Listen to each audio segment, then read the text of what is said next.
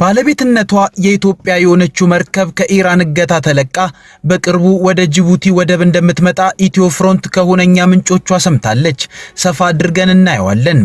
ህወሓት የፌዴራል መንግስት ለአዲስ ጦርነት እየተዘጋጀ ነው ሲል ከሰሰ። በሌላ በኩል አዲስ አበባ ያለው የአሜሪካ ኤምባሲ ልኡኩን ወደ መቀሌ በመላክ የፌዴራል መንግስትንና ህወሓትን ሊያሸማግል መሆኑ ተሰምቷል። ጤና ይስጥልን ኢትዮ ፍሮንቶች ነን።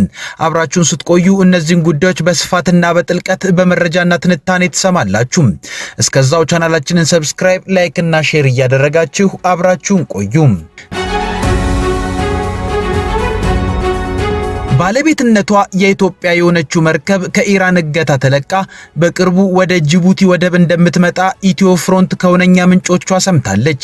ይህች ባለቤትነቷ የኢትዮጵያ የባህር ትራንስፖርትና ሎጂስቲክስ ድርጅት የሆነችው መርከብ ጊቤ የሚል ስያሜ ያላት ሲሆን እስራኤልና አሜሪካ ከኢራን ጋር ጦርነትን ከጀመሩ አንስቶ ላለፉት 110 ቀናት የሆርሙዝ ሰርጥን ማለፍ ተከልክላ ቆይታለች። አሁን ግን አሜሪካና ኢራን የሰላም ስምምነት ላይ መድረሳቸውን ተከትሎ ከወራት እገታ በኋላ ኢትዮጵያ ወደምትጠቀምበት የጅቡቲ ወደብ ልትመጣ እንደሆነ ለመርከቧ ከወጣው የጉዞ መርሃ ግብር መረዳት ይችላል። አሜሪካና ኢራን እሁድ ሌሊት ለሰኞ ንጋት በደረሱት ስምምነት መሰረት የዓለም 20% ነዳጅና የተፈጥሮ ጋዝ በየዕለቱ የሚያልፍበት የሆርሙዝ ሰርጥ ከአርብ ጀምሮ ይከፈታል። ኢራን የሆርሙዝ የባህር ወሽመጥን የመክፈቱን ነገር አርብ ድረስ ያቆየችው በጦርነቱ መካከል በባህር ወሽመጡ ላይ የቀበረቻቸውን ቦምቦች ለማክሸፍ ጊዜን ለመውሰድ ነው።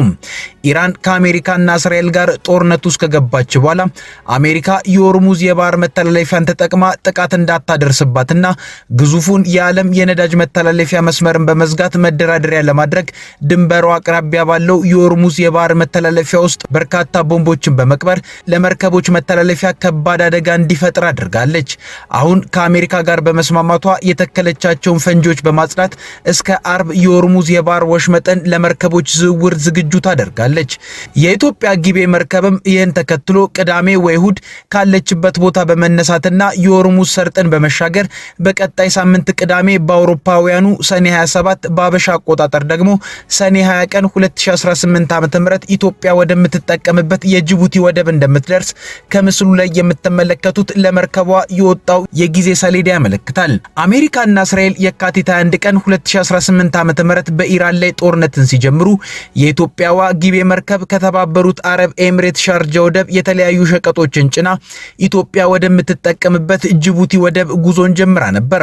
ሆኖም የፐርሺያ ባህረ ሰላጤን አልፋ ወደ ሆርሙዝ ሰርጥ በመቃረብ ላይ ያለች የኢራን እስራኤል አሜሪካ ጦርነት በርትቶ ከባድ የተባሉ የአየር ድብደባዎች በመጠናከራቸው ሁኔታው ለመርከቦች ጉዞ በእጅጉ አደጋ በመፍጠሩ የኢትዮጵያዋ ጊቤ መርከብ ወደ ተነሳችበት የተባበሩት አረብ ኤምሬት ሻርጃ ወደብ አቅራቢያ ተመልሳ መልህቋን ጥላለች።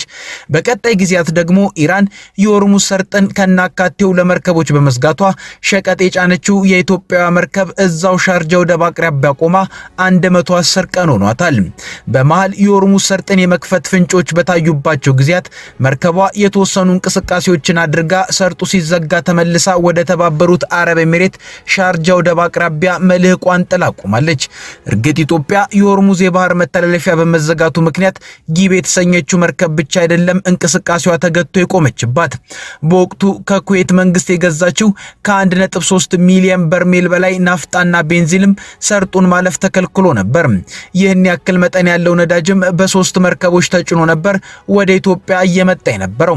ይህ ለተወሰኑ ጊዜያት ለሀገሪቱ ይበቃ የነበረ ነዳጅ ታግቶ በመቆሙ ምክንያት የኢትዮጵያ መንግስት ነዳጅን ሌሎች ውድ ከሆኑ ገበያዎች ገዝቶ ነበር ያስገባ የነበረው። ይህን መጠኑ ከፍተኛ የሆነ ነዳጅም የሆርሙዝ ሰርጥ ሲከፈት ወደ ኢትዮጵያ የመምጣት እድል ይኖረዋል። ሸቀጥ የጫነችው ጊቤ መርከብና በሶስት መርከቦች የተጫነው ነዳጅ ከሆርሙዝ ባሻገር በመታገታቸው የኢትዮጵያ ኢኮኖሚ በእጅጉ ፈተና ውስጥ ቆይቷል። ከፍተኛ የዋጋ ንረት የተፈጠረባቸውን ጊዜያትንም በኢትዮጵያ ውስጥ አምጥቷል። በነዛ የጦርነት ጊዜያት አንዳንድ ሀገራት መርከቦችን በመነጋገር የሆርሙዝ ሰርጥን ሲያሳልፉ ነበር። የኢትዮጵያ የውጭ ጉዳይ ሚኒስቴርም አዲስ አበባ ካሉት የኢራን አምባሳደር ጋር በመነጋገር የታገተችው ጊቤ መርከብ እንድታልፍ ጥረት አድርጎ ነበር። ሆኖም ዲፕሎማሲያዊ ጥረቶቹ ሳይሳኩ ቀርተዋል። አንዳንዶች እንደሚሉት ኢራን ለአንዳንድ ሀገራት ወታደሮቿን አዛ ጭምር መርከቦቻቸው በሆርሙዝ ሰርጥ የተቀበሩ ቦምቦችን እንዳይነኩ እየረዳች ጭምር ስታሳልፍ የኢትዮጵያን መርከብ አላሳልፍም ያለችው ኢራን ኢትዮጵያን ከጠላቶቿ ጎራ ስለመደበቻት ነው ብሏል። ኢራን ከአሜሪካ ጥቃት ሲሰነዘርባት ወዲያው ነበር የአሜሪካ ጦር ሰፈሮች ወዳሉባቸው ኳታር፣ ኩዌትና የተባበሩት አረብ ኤሚሬቶች ላይ ድብደባን የጀመረችው። ኢራን እነዚህንም ጎረቤቶቿን ነበር በጠላትነት ፈርጃ ስታጠቃ የነበረው። ምክንያቱም እነዚህ ሀገራት የጠላቷን የአሜሪካንን የጦር ሰፈሮች ስለያዙ ነው። በወቅቱ ታዲያ የኢትዮጵያ ጠቅላይ ሚኒስትር አብይ አህመድ ኢራን እንደ ጠላት አይታ የምትደበድባቸው ሀገራት ጋር ግልጽ ግንኙነት እያደረጉ ነበር።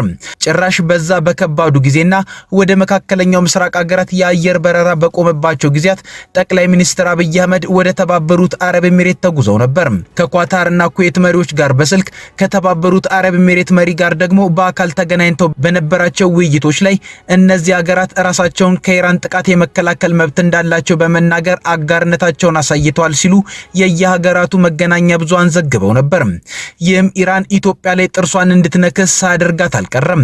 ወደ ኢትዮጵያ ለሚመጡ መርከቦች ሆርሙዝን ለማለፍ በፍጹም መፍቀድም አልፈለገችም ነበር ይላሉ ታዛቢዎች። አሁን ግን ኢራን ከአሜሪካ ጋር በመስማማቷ የሆርሙዝ ሰርጥ ከአርብ ጀምሮ ስለሚከፈት የኢትዮጵያ መርከብ ከእገታ ተለቃ ወደ ጅቡቲ ወደብ ትመጣለች ተብሎ ይጠበቃል። ይህ እንዲሆን ግን አሜሪካና ኢራን የሰላም ስምምነቱን ማክበር ይኖርባቸዋል። ህወሓት የፌዴራል መንግስት ለአዲስ ጦርነት እየተዘጋጀ ነው ሲል ከሰሰ። በሌላ በኩል አዲስ አበባ ያለው የአሜሪካ ኤምባሲ ልኡኩን ወደ መቀሌ በመላክ የፌዴራል መንግስትንና ህወሓትን ሊያሸማግል መሆኑ ተሰምቷል። ህወሓት ክሱን ያቀረበው የፌዴራል ባለስልጣናትን ትችት ተከትሎ መሆኑም ተገልጿል። ህወሓት በምርጫ አሸንፏል ያለውን ምክር ቤት ወደ ስልጣን መልሶ የጊዜያዊ አስተዳደሩን ስልጣን ከተረከበ ወዲህ በፌዴራል መንግስትና ህወሓት መካከል ያለው ውጥረት ጨምሯል። የጦርነት ስጋቶችም አንዣቧል። በዚህም በሁለት ወገኖች መካከል ያሉ የእርስ በርስ ክሶችም እየሰፉ መጥቷል። ህወሓት የፌዴራል መንግስቱ በትግራይ ክልል ውስጥ አዲስ ወታደራዊ ግጭት ለመቀስቀስ እየተዘጋጀ መሆኑን በመግለጽ ባለስልጣናት የድሮን ጥቃቶችን እየፈጸሙ ጦር እያሰባሰቡና በክልሉ ላይ የተጣለውን ከበባ እያስቀጠሉም ነው ሲል ወንጅሏል። ህወሓት ሰኔ 8 ቀን 2018 ዓ.ም ባወጣው መግለጫ በገዢው ብልጽግና ፓርቲ የሚመራው የፌዴራል መንግስት በድጋሚ የጦርነት ነጋሪት እየጎሰመ ነው ያለ ሲሆን ለሁለተኛ ዙር ግጭት እየተዘጋጀ መሆኑንም ገልጿል። ፓርቲው በተለያዩ የትግራይ አካባቢዎች የድሮን ጥቃቶች መፈጸማቸውንና የፌዴራል ኃይሎች እንዲሁ አጋር ሚሊሻዎች በክልሉ ዙሪያ እየተንቀሳቀሱና ጦር እያሰባሰቡ መሆኑን ጠቅሷል። በተጨማሪም መንግስት መሰረታዊ ቁሳቁሶችንና መድኃኒቶች ወደ ክልሉ እንዳይገቡ እገዳ ጥሏል ሲል የከሰሰ ሲሆን በአገር ውስጥ የተፈናቀሉ ዜጎች ወደ ቀያቸው እንዲመለሱ ለማድረግ ፈቃደኛ አልሆነም ብሏል። መግለጫው አክሎም ለተፈናቀሉ ወገኖች ይቀርብ የነበረው ሰብአዊ እርዳታ ባለፉት 3 ወራት መቋረጡንና ይህም በግጭቱ የተጎዱ ሰዎችን ህይወት ይበልጥ እያከበደ እንደሚገኝም አመልክቷል። እንደ ህወሓት ማብራሪያ ከሆነ ሰሞኑን የፌዴራል መንግስት ባለስልጣናት የትግራይ ተዋናዮችን ጦርነት ናፋቂ በማለት የሰነዘሩት ክስ አዲስ ለታቀደው ወታደራዊ ዘመቻ የሚደረገውን ዝግጅት ለመሸፈንና ትኩረት ለማስቀየስ የታለመ ነው ብሏል። ፓርቲው መንግስት በትግራይ ስላለው ነባራዊ ሁኔታ ዓለም አቀፉንና የሀገር ውስጥ ማህበረሰብን ለማሳሳት እየሞከረ ነው ብሏል። ህወሓት እነዚህን ክሶች ቢሰነዝርም አሁንም ቢሆን አለመግባባቶችን በውይይትና በድርድር መፍታትን እንደሚደግፍ አስታውቋል። ይሁን እንጂ ፓርቲው የትግራይ ህዝብ የተፈጥሯዊ ራስን የመከላከል መብት እንዳለው የገለጸ ሲሆን ህዝቡ የመከላከያ ኃይሎችን እንዲደግፍ ጥሪ አቅርቧል። ህወሓት የትግራይን ህዝብ ጥቅም ለማስከበር በሚደረጉ ጥረቶች ውስጥ የመሪነት ሚናውን መጫወቱን እንደሚቀጥልም ገልጿል።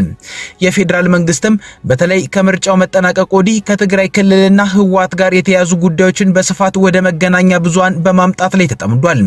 ፌዴራል መንግስት ህወሓት የፕሪቶሪያውን ስምምነት በመጣስና ከውጭ ኃይሎች ጋር በመተባበር ለጦርነት እየተዘጋጀ ነው ሲል ሲከስ ይደመጣል። እያየለ የመጣው ውጥረትም በፕሪቶሪያ ስምምነት ምክንያት የቆመውን የሰሜኑን ጦርነት ዳግም እንዳይቀሰቅሰው ተሰግቷል። ይህንን ውጥረት ለማርገብም የተለያዩ የውጭ አካላት በጉዳዩ ላይ ጣልቃ ለመግባት እየሞከሩ ስለመሆኑ ይነገራል። ከነዚህም ውስጥ የፕሪቶሪያውን ስምምነት በማሸማገል አስተዋጽኦ የነበራቸው የቀድሞው የናይጄሪያ ፕሬዝዳንት ኦሉሴጉን ኦባሳንጆ በቅርቡ ወደ ትግራይ መቀሌ አቅንተው እንደነበር የሚታወስ ነው። ኦባሳንጆ በቆይታቸው ከህወሓት ሊቀመንበር ጋር በሰላም ስምምነቱ አፈጻጸም፣ በክልሉ የጸጥታ ሁኔታና ወቅታዊ የፖለቲካ እንቅስቃሴዎች ዙሪያ መወያየታቸው ይታወሳል። አሁን ላይ እየወጡ ያሉ ያልተረጋገጡ መረጃዎች ደግሞ የአሜሪካ ኤምባሲ ልኡክ በሚቀጥለው ሳምንት ወደ መቀሌ እንደሚገባ እየጠቆሙ ነው። ስለ ልኡካን ቡድኑ አባላት ማንነት ግን እስካሁን በይፋ የተገለጸ ነገር የለም። ይሁን እንጂ ልኡካኑ በመቀሌ ከህወሓት አመራሮች ጋር ይገናኛሉ ተብሎ ይጠበቃል። ይህ የታቀደው ጉዞ በትግራይ ክልል ውስጥ የፖለቲካ ውጥረቶች በበረቱበት እንዲሁም የፕሪቶሪያውን የሰላም ስምምነት አፈጻጸም ለመደገፍና በትግራይ ባለድርሻ አካላት መካከል ውይይትን ለማበረታታት ያለሙ ዲፕሎማሲያዊ ጥረቶች እየተደረጉ ባሉበት ወቅት ላይ የመጣ ነው። አሜሪካንን ጨምሮ ዓለም አቀፍ ተዋንያን በትግራይ ክልል እየታዩ ባሉ ወቅታዊ ለውጦች በተለይም እየሰፉ መጥተዋል በሚባሉ የፖለቲካ ልዩነቶች፣ በሰላም ስምምነቱ አፈጻጸም ዙሪያ ባሉ ውዝግቦች እንዲሁም በሰብአዊ ድጋፍ አቅርቦትና በአጠቃላይ በአስተዳደራዊ ጉዳዮች ላይ ያላቸውን ስጋት ሲገልጹ መቆየታቸው ይታወቃል። ዩናይትድ ስቴትስ በትግራይ የሁለት ዓመቱ ጦርነት ማክተሚያ ላይ ቁልፍ የዲፕሎማሲ ሚና የተጫወተች ሲሆን የፕሪቶሪያው ስምምነት ሙሉ በሙሉ እንዲተገበር፣ በጦርነቱ ወቅት ለተፈጸሙ በደሎች ተጠያቂነት እንዲሰፍንና በትግራይ መሰረታዊ አገልግሎቶች ሙሉ በሙሉ እንዲመለሱ በተደጋጋሚ መግለጫዎችን ስታወጣ ቆይታለች። ይህ በሚቀጥለው ሳምንት ይደረጋል የተባለው የአሜሪካ ኤምባሲ ልኡካን ቡድን ጉብኝት ዋሽንግተን በትግራይ ክልል እየተቀያየረ ባለው የፖለቲካ ምህዳር ላይ ያላትን አቋም አመላካች ሊሆን ስለሚችል በብዙዎች ዘንድ ከፍተኛ ትኩረትን ስቧል። ከኢትዮ ፍሮንት የዛሬ ጉዳዮቻችን እነዚህ ነበሩ። አብራችሁን ስለቆያችሁ እናመሰግናለን። ቻናላችንን ሰብስክራይብ አድርጉልን። መልካም ጊዜ